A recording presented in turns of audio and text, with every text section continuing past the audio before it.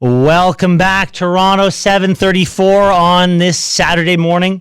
The gardener's closed. That's the biggest news that you need to know this morning. If you are trying to get into the city or you're trying to leave the city and you normally use the gardener, you can't. It is closed until 10 o'clock tomorrow morning for God knows what reason. I mean, this just happens all the time. I don't know why they don't do this over a series of evenings when nobody's on the gardener, but here we are.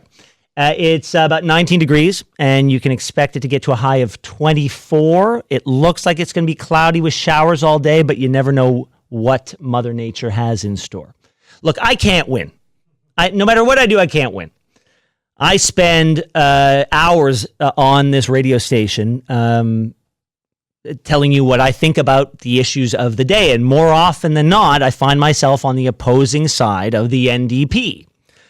And I hold them to account as best I can.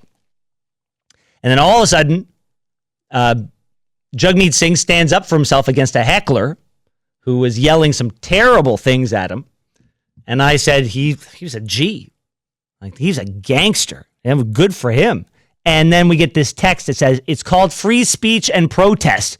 You say he doesn't have the right to say what he did? You're as bad as the NDP. Free speech isn't a privilege. It is a right. You can treat people with disrespect. OMG, you're a commie.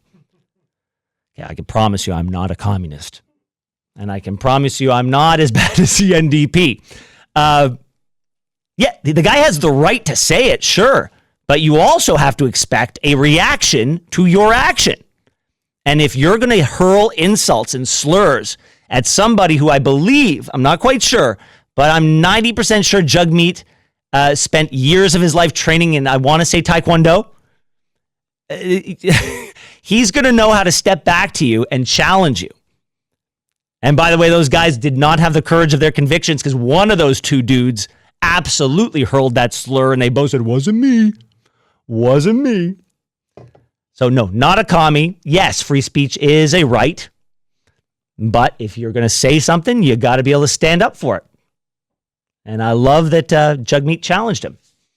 All right, it's that time of the weekend where we talk real estate. If we're not talking traffic, we're talking real estate on this show. And no better person to jump in with than Develle Morrison with Bosley Real Estate. Good morning, Develle. Hi, Ben. How are you? I totally agree with you about Jagmeet Singh being able to stand up for himself. I mean, when you think about all the politicians who get harassed at home, Yeah. and in fact, some of the reasons why some of the female politicians have left is because of exactly that. I get the free speech thing, but I think it's inappropriate to be harassing these people at their houses. It's not okay. Oh, I completely agree. And while I do appreciate this happened in and around Parliament Hill, listen, at some point, your pride is going to kick in and you're going to turn around and go ask those guys who said that. And those guys were cowards. All right, let's talk real estate, Develle, because there's changes for first-time home buyers. What kind of changes are we talking about? Yeah, so the federal government, under the guise of, okay, yeah, let's help first-time home buyers, has decided to allow 30-year mortgages for first-time buyers only. It applies to new builds. It's going to apply to resale homes as well, too. And they've also changed the down payment requirements. So before, you had to have a 20% down payment if you were making a purchase of a home over $1 million. Now that 20% has shifted to $1.5 million, meaning that you can have a down payment of less than 20% for $1.5 million home. What's the impact going to be for you as you are out there trying to buy and sell homes for people? Well, here's the thing. Obviously, I'm an agent, and this, of course, will get more people into the market. Yay. But I also wonder at what cost to themselves. Because I think of, a 30-year amortization versus a 25-year amortization means they're going to be paying a lot more interest. And, the interest, the funny thing, not funny thing, but, we talk about interest. Where does that money go? It goes to the bottom line of the banks. So I got to believe that the banks are pretty excited about this announcement because it basically means they get to make more money. The conclusion here is the banks are going to get richer. Yeah, absolutely. And yes, people will get into the market, but I would say at what cost? And so, yes, of course, I'm an agent. I want people to get into the market, but I also don't want people to get into the market to the detriment of themselves. I think what would have been a better move would have been to get rid of the stress test. I was That would, you read my mind. I was going to ask you, should we have swapped those two things? yes, exactly, because that way we wouldn't be putting people into greater debt, but they would still be able to get into the market more easily. And so I think that's the balance that we should have been looking for.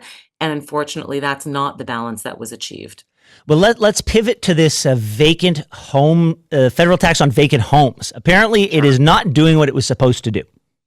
Yeah, so the federal government came up with their underused housing tax. It came into effect January the 1st, 2022, and the idea was that it's supposed to deter foreign investors from leaving their properties vacant.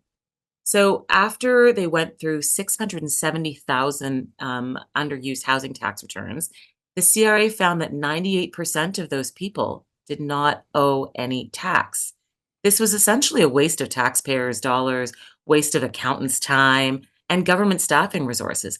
And the CRA spent $18 million in 2022 to implement and administer this. And in 2023 and 2024, they spent an additional $41 million, Ah. plus an additional $900,000 on advertising and promotion. We're getting our money's worth from this government. Yeah, and so it's basically to me an epic fail. It sounds good that you're trying to charge people for having vacant homes, but in actuality, there aren't that many vacant homes, and it's costing that much more money to find them. And for the $59 million that the government spent, they could have just gone out and built people more homes. See, that's why you have to be on all these task forces, Devel. Hey, thank you very much. I hope you have a great Saturday. Thanks for having me. All right, so I'm very glad that I have a producer as on the ball as Danny, who pointed out that Jagmeet Singh did not train in the art of Taekwondo, but instead jujitsu. He was bullied as a kid and decided to take it upon himself to stand up for himself by learning jujitsu.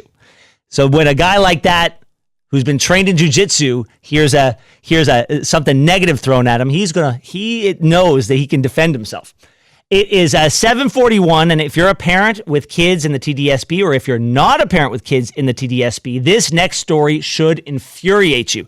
7:41 live on 640 Toronto. Thank you so much for listening to Toronto This Weekend.